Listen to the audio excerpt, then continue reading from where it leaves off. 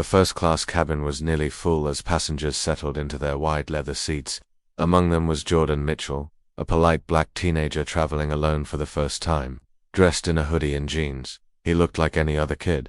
But his ticket was for first class, purchased by his father as a reward for his hard work in school. As Jordan placed his backpack overhead and sat down, a flight attendant approached. He glanced at him, frowned, and said sharply, "This section is for first-class passengers only. Let me see your ticket." Jordan handed it over. It was perfectly valid. Still, the attendant wasn't satisfied. "I think you're in the wrong seat.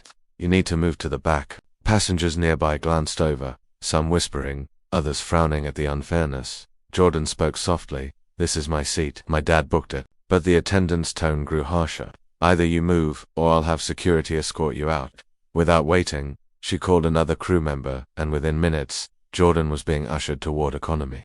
His face burned with embarrassment as passengers watched. 5 minutes later, his phone buzzed. It was his father, Richard Mitchell, a Fortune 500 CEO. Jordan explained what had happened, his voice cracking with frustration.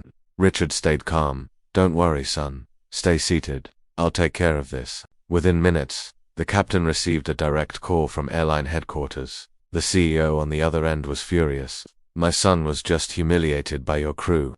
Ground that plane until this is fixed." Whispers swept through the cabin as the plane came to a halt. Executives from the airline scrambled on the phone, realizing whose son had just been kicked out. The flight attendants, pale and trembling, returned to apologize to Jordan in front of everyone. But the damage was already done. The story spread online, sparking outrage and forcing the airline to issue a public apology.